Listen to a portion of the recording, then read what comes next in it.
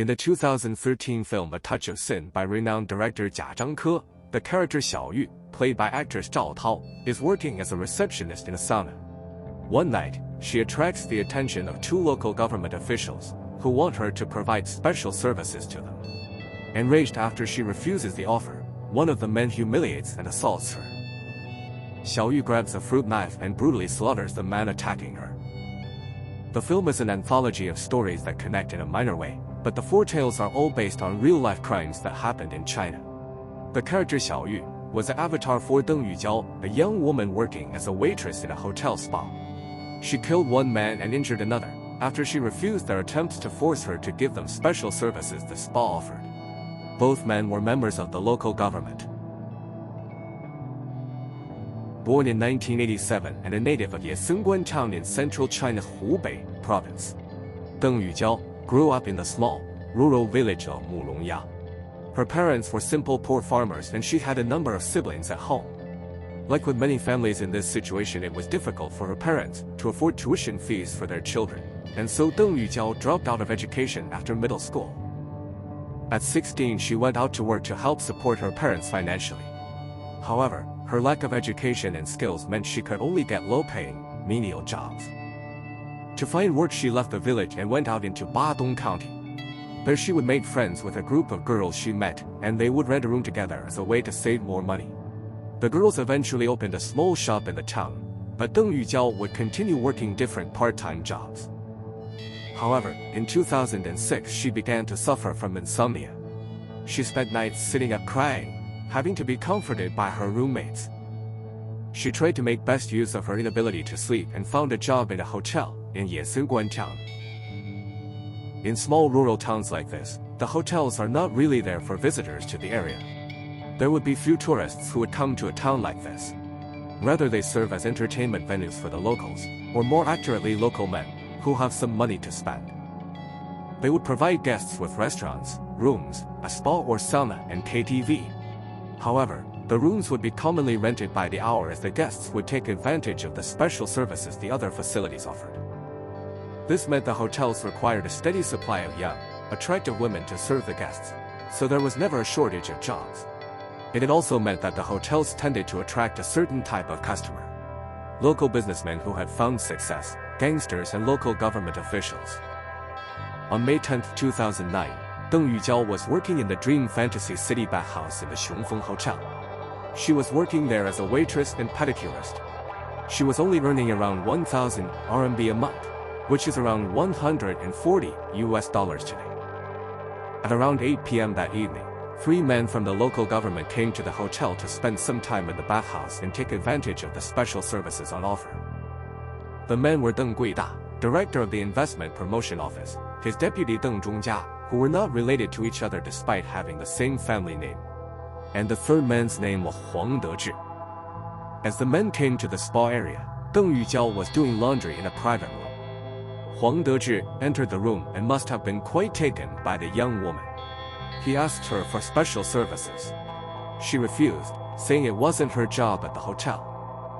The two argued for a while before Deng Yu Jiao walked out and went to the staff lounge. Angered by being rebuffed, Huang Dezhi followed her and continued the argument. Deng Guida heard the commotion and also entered the staff room. Perhaps not used to hearing the word no from people like Deng Yu Jiao, the two men were enraged. Deng Guida took out a stack of cash and began hitting the head, face, and shoulders of Deng Yu Jiao with it. Other staff members hearing the assault came to the room to try and take Deng Yu Jiao away. Deng Guida stopped her and pushed her down onto a sofa. On top of the woman, he pushed down on her to keep her in place. Deng Yu Jiao got her hands on a fruit knife and lashed out with it. She stabbed him in the chest and slashed his arm and throat. Seeing what had happened to his friend and colleague, Huang Dezhi stepped forward to do something. He quickly backed away after Deng Yu Jiao slashed his arm with the knife. Deng Guida was severely injured and bleeding heavily. He would die soon after. Once everything had calmed down, Deng Yu Jiao calmly sat down, took out her phone and called the police, telling them to come and get her before calling her mother. That, at least, is the most commonly reported version of what happened that night. There were, however, a number of unusual incidents during the police investigation. The case would also blow up online and become a major talking point across China. While Deng Guida died on the way to hospital, Huang Dezhi was taken to a hospital much further away and was, allegedly, treated in the Department of Urology for his arm injury. Deng Yu Jiao was charged, at first with intentional homicide. Police found pills in her bag for depression and insomnia. They used this as an excuse to transfer her to a mental health facility. While there, she was bound to her bed by her wrists and ankles. This was supposedly so she didn't harm herself. It also meant a catheter had to be inserted into her. When her father came to visit with reporters, she was filmed crying, saying that people had hit and beat her. The police would then produce 3 different versions of what happened that night. This included changing the time the 3 men arrived. The bathhouse didn't open to the public until 8:30 p.m.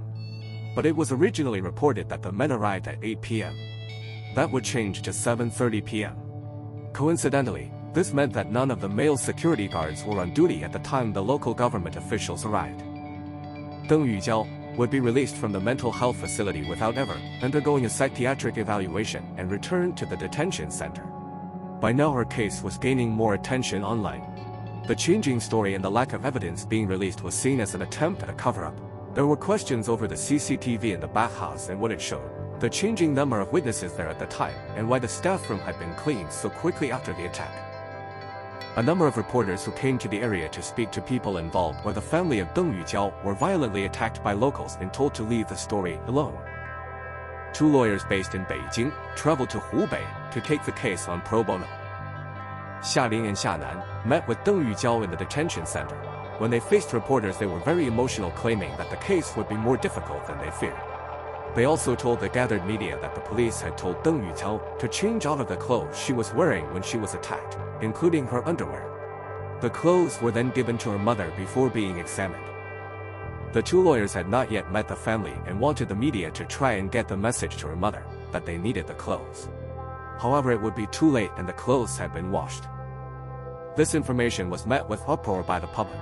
It was seen as nothing more than the police destroying evidence.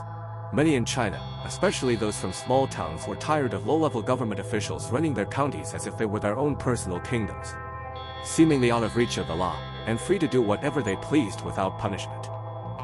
Although there were attempts to limit and censor information about the case online, many bloggers kept it in the public eye. Slowly protests would start to spring up around the country in support of Deng Yu Jiao, who was now being called the Badong martyr.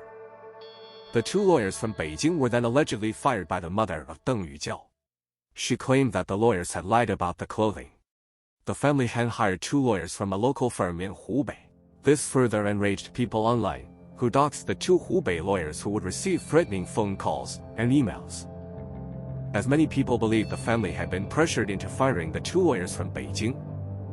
In response, the 2 men issued a public statement claiming they would do everything in their power to help Deng Yu Jiao, and listed all the measures they had taken so far. In a surprising step, the police then released Deng Yu Jiao from detention and returned her to her family under home surveillance. The charge against her would also be reduced without any clear explanation. It would go from intentional homicide to excessive defense. On June 16, 2009, Deng Yu Jiao appeared in court to face the charge against her. Her lawyers argued her actions were purely in self-defense and were not excessive under the circumstances. The court felt that her actions were still excessive and constituted intentional assault.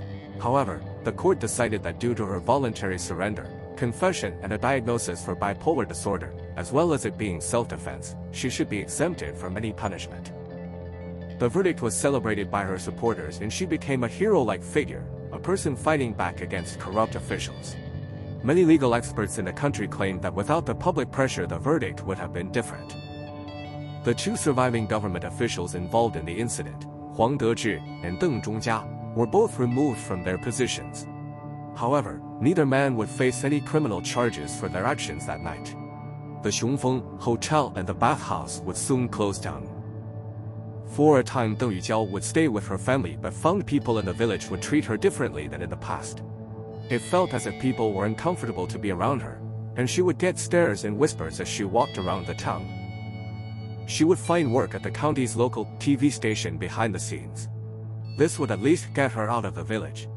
To further escape the stigma of her past, she would change her name in the hope no one would know what had happened to her. She very much preferred a quiet life out of the public eye. She married in 2012 and has one daughter.